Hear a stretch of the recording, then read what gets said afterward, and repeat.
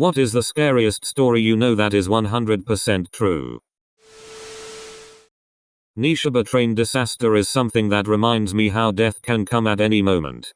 A train with 51 wagons of sulfur, fertilizer, petrol and cotton wool somehow broke loose and rolled down the track about 20 kilometers until it derailed in the town of Qayyum, Iran. There were no humans on board. Chemical leaks ensued and authorities tried to extinguish whatever fires broke out. At one point, the whole thing explodes. And it really explodes. The whole town of Qayyum is literally demolished. 3 nearby towns are badly damaged and it was heard 70 kilometers away. The wreckage continued to explode for several days after. Around 300 people died and more than that injured. An earthquake of 3.6 on Richter scale was produced. My mom was driving, and a guy ran out in the road, so she stopped so she couldn't hit him.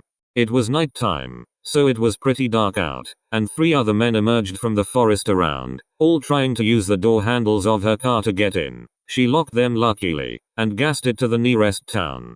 Remember to always lock your car after you start it, because if it wasn't unlocked who knows what would have happened to her. My friend's boss bought an Audi A4 convertible, back when they were new and interesting. One of the talking points was the pop-up roll hoops that were hidden unless you rolled it. A few months after buying it he got to test those roll hoops out, as he lost control and skidded down a steep bank about 10 meters, 35 ft, deep.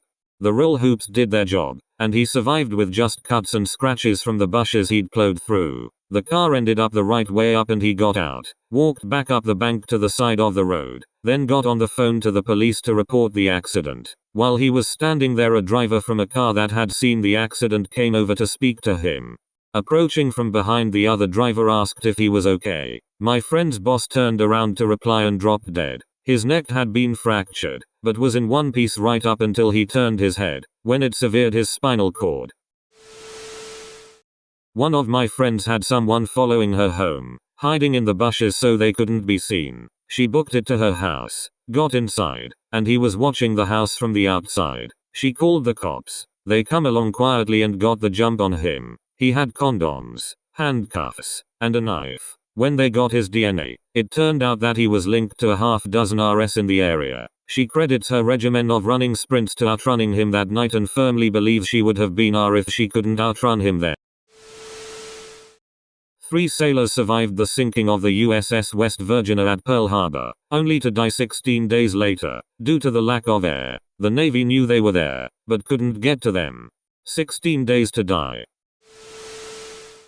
This is a hometown story that stayed with me. It happened literally right around the corner from where I grew up, maybe a 2-minute drive away. Judy Kirby murdered 6 children and 1 adult by intentionally driving the wrong way on a divided highway in an attempt to commit suicide. She had been hospitalized for depression, but had also just ended a relationship with her ex-husband's brother and was by some reports involved in drug trafficking and fearing an imminent arrest.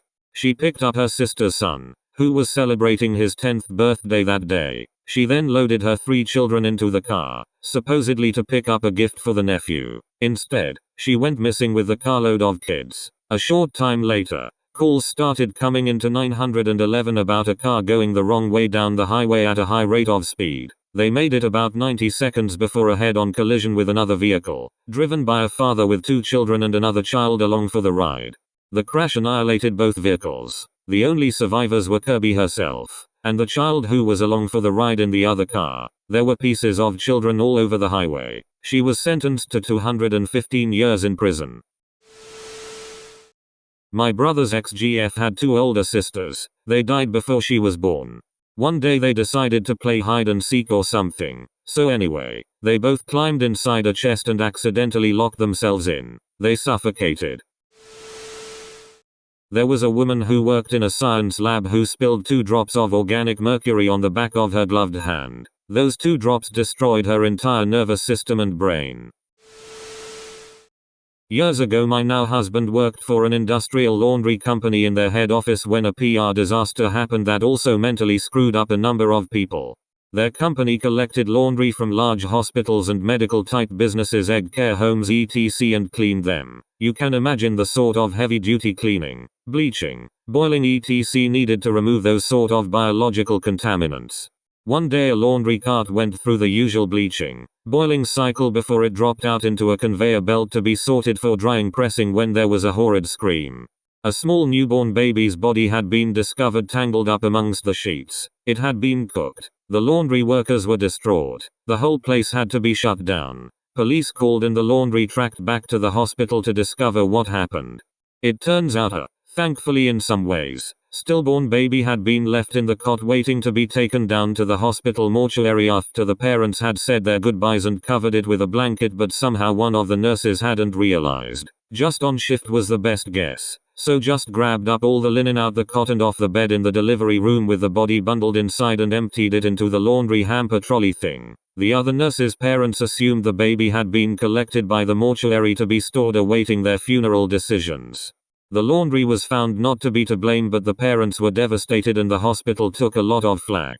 The poor laundry workers who discovered the body ended up being given counseling before eventually quitting. The laundry did amend its practice to individually emptying each laundry hamper into the industrial machines instead of just tipping them in to stop anything like that happening again. Edit. Just found it in the newspaper. Turns out I misremembered the how of getting into the laundry basket slightly wrong. Guy goes into a small building and dies. Later, investigator shows up and sees the body. Calls 911 and then dies. Paramedics show up to help them, then die. The reason? Oxygen levels at head height were normal. Oxygen levels when bent over was basically zero. Bending over in this room killed 4 people by asphyxiation. Edit. They could breathe. The air they were breathing contained no oxygen. The human body can't tell the difference.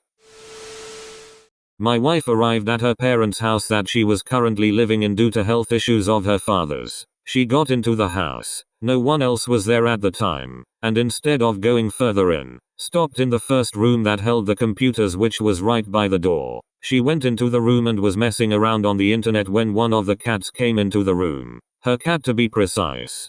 Well, this cat was super laid back, loved everyone and never picked fights or got aggressive. He would literally lay down and let squirrels throw pecans at him from trees and do nothing but take it. Not tonight, however. Tonight he was growling and hissing intermittently while standing between my wife and the entrance to the rest of the house. A laid-back sweet old cat was acting like he was going to rip out a throat. Well, my wife decided that this was really weird, so she picked up her cat and left the house. Lo and behold, she sees a cop car patrolling down her street and flagged them down. She explained the situation and they demanded that she stay in their cruiser while they both checked it out. Turns out they found the back door wide open. Super bad. Her parents and her never leave the door unlocked, much less open. She came to find out later from those cops that they were hunting down a serial killer that had been spotted in the area, and that was why they were rolling down a safe, normally residential street. Super spooky. Life pro tip: always trust the cat. Told this here before, but once more. My friend had this neighbor who was a retired mechanic. They lived on some properties with large front lawns and long driveways. His neighbor had a couple derelict cars parked up near his garage that he took parts from occasionally. This neighbor of his started hearing noises while sitting in his living room, coming from his front yard. Every time he'd go to the window, there would be nothing there. He assumed it was a raccoon or a coyote or whatever. He kept hearing the noise, so he'd go outside to look around but would find nothing. He'd put out traps and occasionally catch something, yet the noise persisted. Soon, he started claiming that he was hearing voices coming from the front yard, like whispering. He'd go outside and look around the perimeter of his property but would find nothing. It was persistent, so he'd started calling the cops. Every time the cops came and looked around and would find nothing. So they told him he needed to stop calling them for this, and perhaps get a security camera or whatever. So this guy thought he was losing his mind. One summer evening he couldn't sleep, so he went to the back patio to smoke a cigarette. Suddenly, he heard voices coming from the front of his house. He put his cig out and snuck around to the front and got there just in time to see the doors to his derelict conversion van silently shut. He ran back to the backyard and went inside his home and called the police to tell them what he had seen. The police arrived and approached cold, that is without lights, sirens, and when they approached the van, the door swung open and a bunch of people ran out in every direction. Upon searching the van, the cops found syringes and paraphernalia and determined that people were shooting up in there. A guy I worked with was riding his dirt bike through the woods and somebody hung a cable between 2 trees. My buddy caught his throat on it and saw the dude steal his dirt bike. Woke up in the hospital with a lacerated throat and a broken larynx. Pretty crazy what somebody will do for something so cheap. Thank you for watching. If you enjoyed today's video, drop a like and subscribe. Please check out more of our videos or our playlist. It is perfect for when you want background noise or to put on when you are falling asleep. Once again, thank you and have a great day.